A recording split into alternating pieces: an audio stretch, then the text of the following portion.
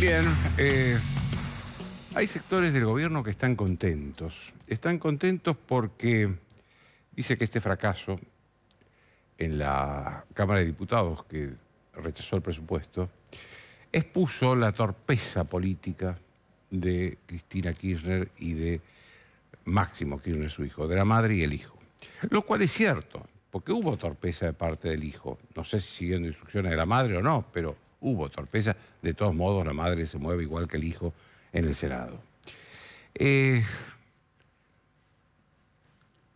son así, la madre y el hijo. Cristina Kirchner y Máximo Kirchner son así. Son impulsivos, no miden las consecuencias de lo que hacen. Yo escribía que hacían política pateando puertas. Esto es real. El creador de la saga de los Kirchner, es decir, Néstor Kirchner, también era así. Lo que pasa es que Néstor Kirchner tenía como una especie de sensores y cuando veía la pared, frenaba. Cerca de la pared, muy cerquita de la pared, frenaba. Esa es la diferencia. Ahora la madre y el hijo no frenan, no tienen esos sensores y entonces chocan contra la pared como chocaron el viernes. Lo que es difícil de explicar es por qué los funcionarios de Alberto, tampoco me consta que en esto incluya al presidente Alberto Fernández, pero sí algunos funcionarios de Alberto, están contentos porque se rechazó el presupuesto. Porque después de todo, la madre y el hijo se dan el gusto de insultar, agraviar a la oposición. De hecho, Máximo Kirchner lo hizo el viernes. Es lo que detonó la actitud, digamos, de rechazo de la oposición. Pero el que se queda sin presupuesto es el Poder Ejecutivo que encarna el presidente de la Nación y que es el jefe de la Administración Nacional. A ver, que acá suceda esto no es tan grave. Acá, una cosa es lo que sucede en Estados Unidos, por ejemplo. En Estados Unidos, si no está aprobado el presupuesto, el 1 de enero se para el Estado. No se puede gastar $1 si no está el presupuesto aprobado por el Congreso. Ha pasado muchas veces, le ha pasado a Clinton, le ha pasado a Obama, Trump tuvo algún problema también, pero a Clinton, me acuerdo, le pararon el Estado, porque no pueden gastar. Acá no, acá hay recursos legales para que el presidente por decreto prorrogue el presupuesto vigente. Es decir, el de este año lo prorroga para el año que viene y después hace con ese presupuesto lo que quiere, porque tiene también facultades para cambiar las partidas, hacer lo que quiere. Es decir, en la práctica no es tan grave. La práctica no es tan grave. Cristina Kirchner, en el año 2009, en los años 2009 y 2010, hizo eso, porque en ese momento estaba en minoría cuando perdió con De Narváez en la provincia de Buenos Aires. ¿Qué hizo? Prorrogó que creo que terminamos en el 2010 con el presupuesto del 2008. Prorrogó por decreto y hizo. ¿Sí? En la práctica no es grave. Ahora, como imagen simbólica, sí es grave. Porque estamos hablando de una dirigencia política que no se pudo poner de acuerdo sobre la primera ley del Estado, que es la que señala cómo se recauda y cómo se gasta los recursos del Estado. En un país que en marzo puede caer en default con el Fondo Monetario y con el Club de París. Dos organismos integrados por estados, por países. Ahí no hay acreedores privados. El default va a ser con estados, con países y que integran el Fondo Monetario y que integran el Club de París. Con un país que tiene la mitad de la sociedad bajo la línea de la pobreza, con un país que tiene los sectores medios con una caída enorme en la capacidad de consumo, de comprar cosas. Es digamos, esta es la crisis con un país que en el fondo tiene una economía con una crisis profunda.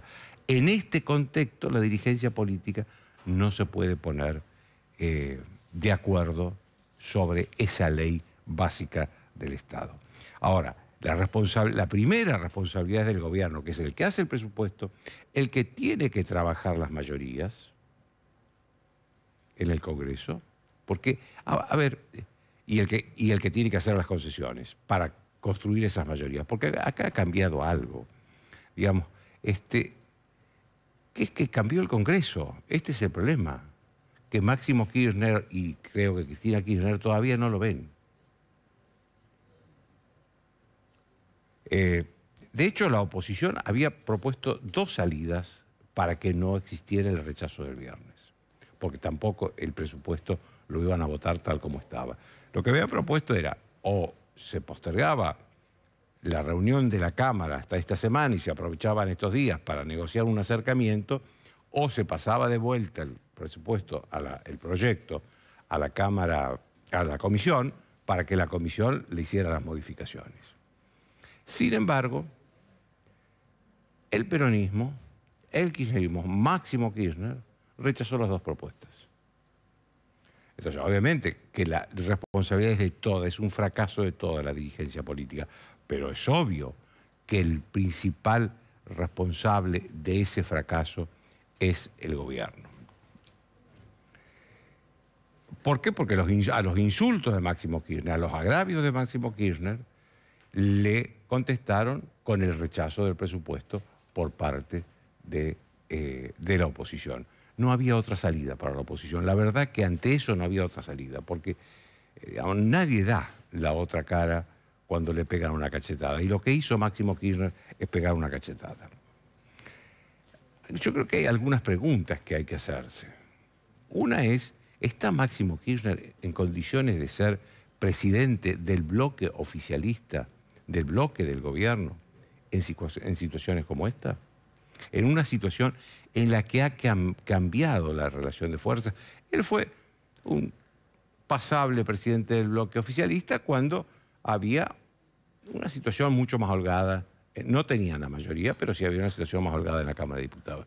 Ahora está empatado con Juntos por el Cambio, el bloque oficialista está empatado con Juntos por el Cambio, y encima hay bloques chicos que no son dóciles con el gobierno. Por lo tanto, tienen que seducirlo, tienen que conquistarlos. Ese es un trabajo de construcción de las mayorías, que es muy importante en la labor parlamentaria. Y yo creo, también lo escuchaba recién a Fernando Iglesias y a Martín Tetaz, hablar de, bueno, es cierto, es una coalición de distintos partidos. Pero creo que merece una reflexión la oposición sobre si tiene que haber tanto asambleísmo para tomar una decisión. Tanto de asamblea, tanto de... Claro, estamos acostumbrados a un Juntos por el Cambio, que inicialmente, cuando era Cambiemos, eran solo 3 partidos, el radicalismo, PRO y la coalición cívica. Después, Macri gana la presidencia, con lo cual ya había un liderazgo natural del presidente, que se juntaba con el presidente del radicalismo y con Lilita Carrió y resolvían los 3 todo. Eso ha cambiado ahora. Ya no hay un presidente de la Nación que es de Juntos por el Cambio. Se horizontalizó el liderazgo, ya no es vertical, sino horizontal. Y encima se sumaron otros partidos. Está el partido de López Murphy, está la división del radicalismo, del bloque radical, está el peronismo republicano de Miguel Ángel Pichetto, y hay otros más también, hay monobloques, es decir, integrados por un solo diputado. Juntar a todos esos, que todos quieren opinar razonablemente, es una tarea difícil, pero van a tener que encontrar una manera para que las decisiones se tomen más aceleradamente y sin tanta discusión. Discutir sí, pero no es una asamblea estudiantil. Es una oposición que tiene que enfrentar a un gobierno que hace estas cosas y que tiene que prepararse para la alternancia, porque posiblemente, o más probablemente, sea gobierno dentro de 2 años. Y acá hay que tener en cuenta los dos grandes coaliciones, la peronista y la no peronista, tiene que tener en cuenta lo que está pasando cerca, lo que pasó en Brasil, lo que pasó ayer en Chile. Fíjese, en Brasil durante décadas, gobernó el Partido de los Trabajadores de Lula o la coalición socialdemócrata de Fernando Henrique Cardoso. Eso no está más.